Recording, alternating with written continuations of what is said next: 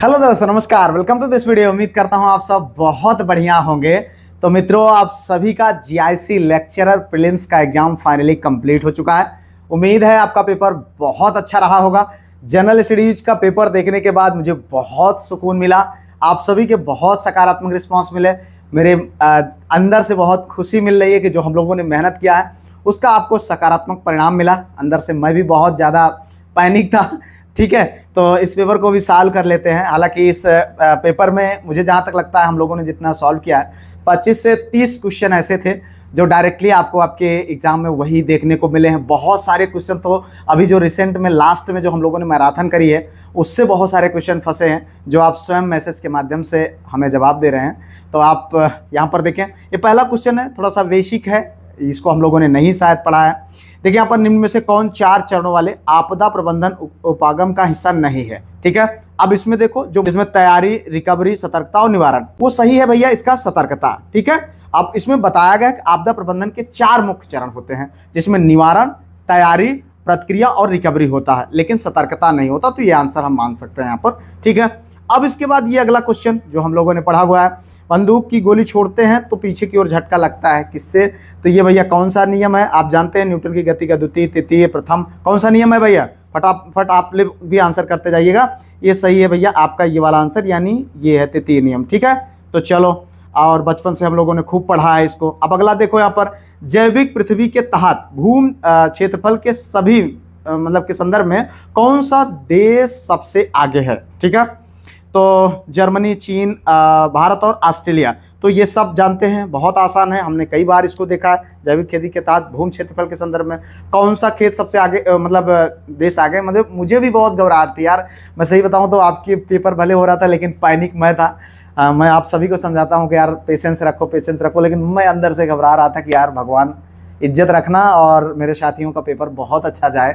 तो इस बात को लेकर के मैं ना तो सेंटर पे ही भी नहीं था, मतलब चूँकि मैंने ड्यूटी नहीं लगी हुई थी, बट मैं बस इंतज़ार कर रहा था 11:30 बज जाए। तो ये देखो भैया, पेपर है आपका। यहाँ पर ये जो सही विकल्प है वो ऑस्ट्रेलिया, जो आप मुझे मेरे चेहरे से देख सकते हैं।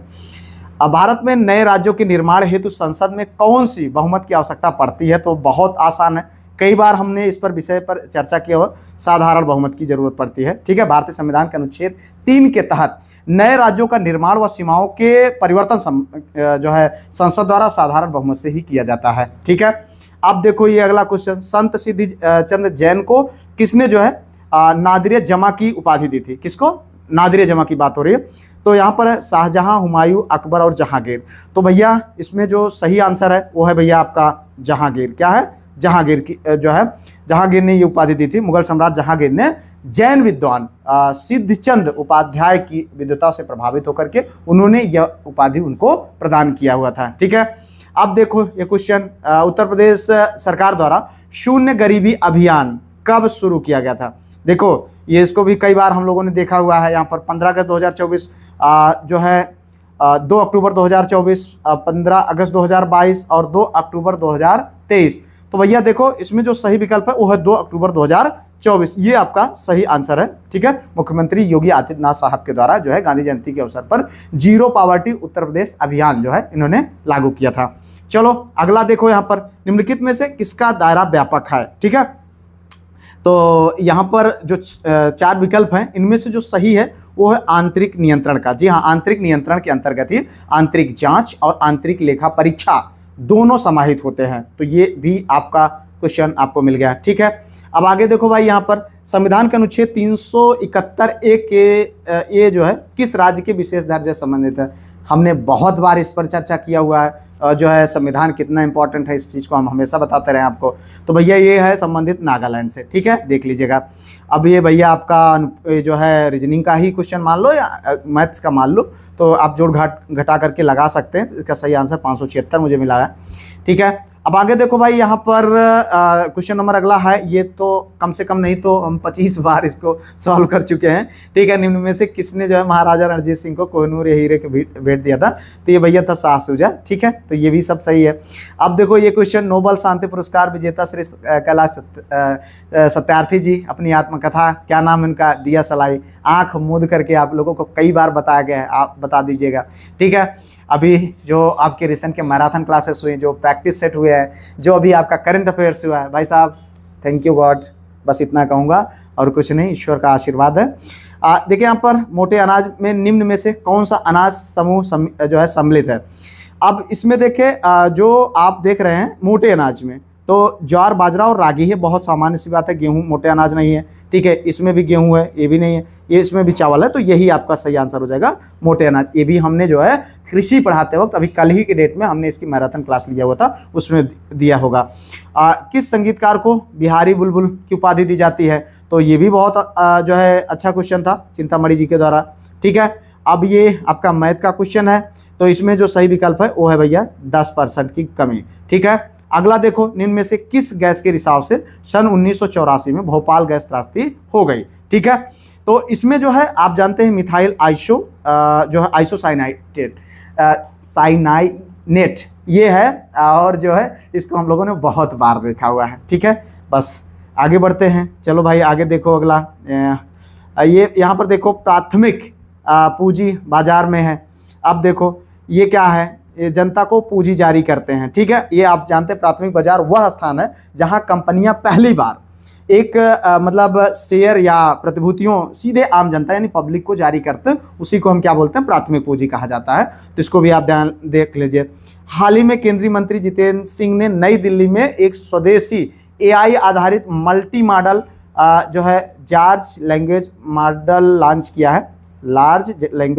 लॉन्च किया, जिसका नाम आपको बताना है। देखो मुंह से शब्द अलग निकल जाना, जार्ज बोल दिया लार्ज की जगह, तो थोड़ा सा इसको भी देगा। ये आपका सही आंसर है, ठीक है, ये भी हम लोगों ने देखा हुआ है।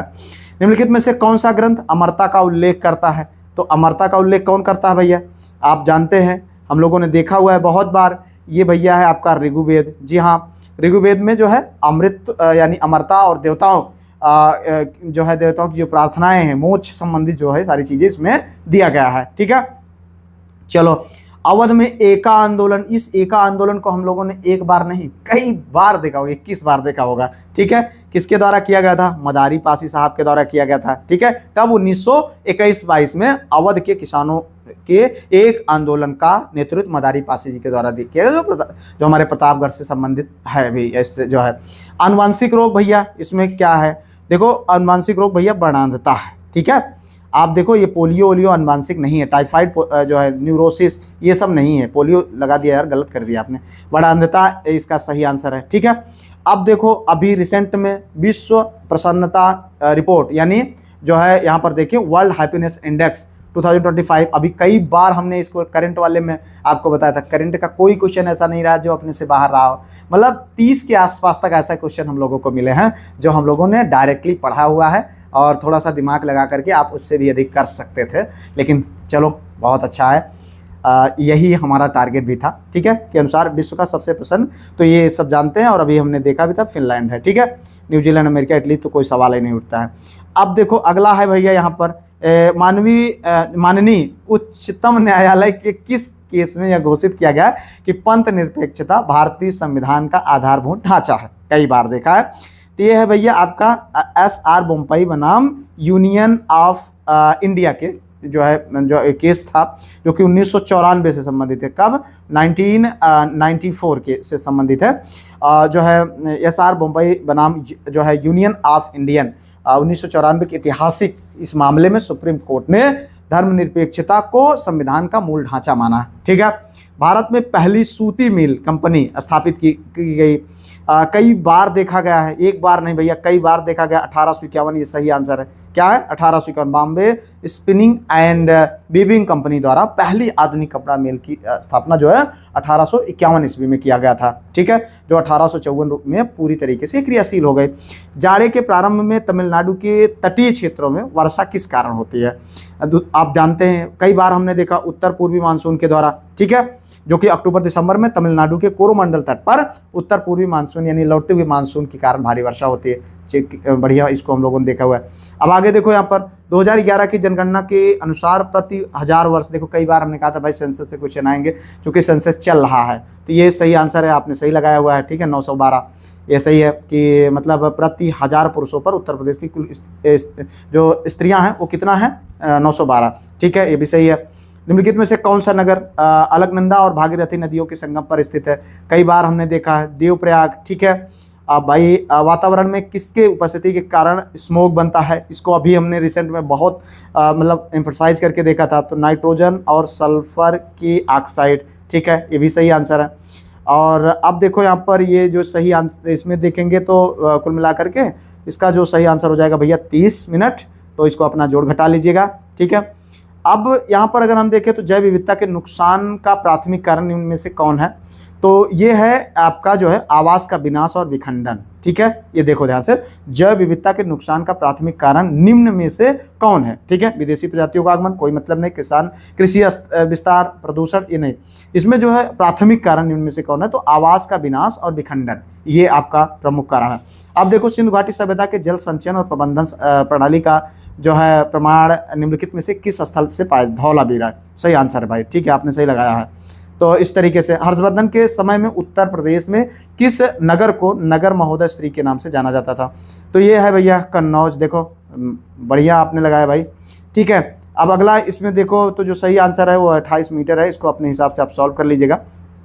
चलो भाई, तो अब यहाँ पर देखें, ये क्वेश्चन नंबर 33 में क्या है? मद्रास का गवर्नर रहते हुए किसने सैनिकों के माथे पर जातीय चिन्ह लगाने तथा कान के बालियों में पहनने से मना कर दिया? मतलब कान में बालियां पहनने से मना किया था। मुझे याद नहीं है कि मैंने इसको करवाया है, लेकिन जो इसका आंसर है वो भैया विलियम बेंटिंग है। ठीक है, मुझे याद नहीं है बिल्कुल भी। देखो यहाँ पर जैविक कृषि आंदोलनों का अंतर्राष्ट्रीय महासंघ मुख्यालय स्थित है कहाँ पर? तो ये है भैया जर्मनी में। ठीक है, जैविक कृषि आंदोलनों का अंतर्राष्ट्रीय महासंघ कहाँ है? जर्मनी में है। ठीक है। महोगनी वृक्ष बहुत बार देखा, एक बार नहीं, कम से कम 20-25 बार देखा होगा हम लोगों ने। तो इसमें जो सही है भैया, महोगनी वृक्ष निम्नलिखित में से कौन सा एक वनस्पति वन प्रदेश में प्रमुखता से पाया जाता है? तो उष्णकटिबंधीय वर्षावन में। ठीक है। चलो भाई, अगला देखो, यहाँ पर अगला क्वेश्चन है आपका, किस महासागर का अत्यधिक खारा जल प्रकृति में शुद्ध पानी में परिवर्तित हो जाता है? ठीक है, तो ये है आपका जल चक्र के द्वारा, ये है आपका आंसर। ठीक है। अब देखो यहाँ पर ये है ऑपरेशन फ्लड कार्यक्रम संबंधित है, वर्गीज कुरियन, ये भी सही है। कई इसको हम इन लोगों इस क्वेश्चनों को हम लोगों ने कई बार देखा है। ठीक है। अब उसके बाद यहाँ पर देखिए, यदि 18 फरवरी 2005 को शुक्रवार पड़ता तो भैया ये आपका जो है कैलेंडर का क्वेश्चन है, रविवार इसका सही आंसर होगा। ठीक है, थोड़ा सा सॉल्व करना होता तो बहुत आसान है, हम लोग इसको बहुत आसान कर देते हैं। आगे बढ़ते हैं भैया, अगला क्वेश्चन, इनमें से कौन सी गतिविधियां उद्योग की है? ठीक है, बीमा व्यवसाय, बैंकिंग संस्थान, परिवहन कंपनियां। तो भैया ये सब जो है किसकी गतिविधियां? उद्योग की नहीं है, ये उपयुक्त में से कोई नहीं इसका सही आंसर होगा। यदि अंग्रेजी वर्णमाला के पहले आधे मतलब भाग को उल्टे क्रम में लिखा जाए तो दाएं से 15वां अक्षर कौन सा होगा? तो थोड़ा सा दिमाग लगाएंगे, ये आपका सही आंसर बी हो जाएगा। तो इस तरीके से हम लोगों ने इसके आंसर को प्राप्त किया और उम्मीद करते हैं कि मतलब सारी चीज़ें अच्छी होंगी। हालांकि मैंने जल्दबाजी में सारी चीज़ें दी है, कहीं कोई डाउट होगा तो आप मुझे कमेंट करिएगा, मैं चेक कर लूँगा। फिलहाल आपके इस एग्जाम के लिए आपको ढेर सारी शुभकामनाएं। ईश्वर को बहुत बहुत धन्यवाद कि हम लोगों ने इस पेपर के लिए बहुत जो मेहनत किया था उसका परिणाम हमको सकारात्मक मिला। आपके आगे आने वाले एग्जाम के लिए बहुत सारे शुभकामनाएं। भैया ऐप का लिंक डिस्क्रिप्शन में है, जाओ। अब हम नए सिरे से नए युद्ध को शुरू करने के लिए तैयार हैं। Best of luck.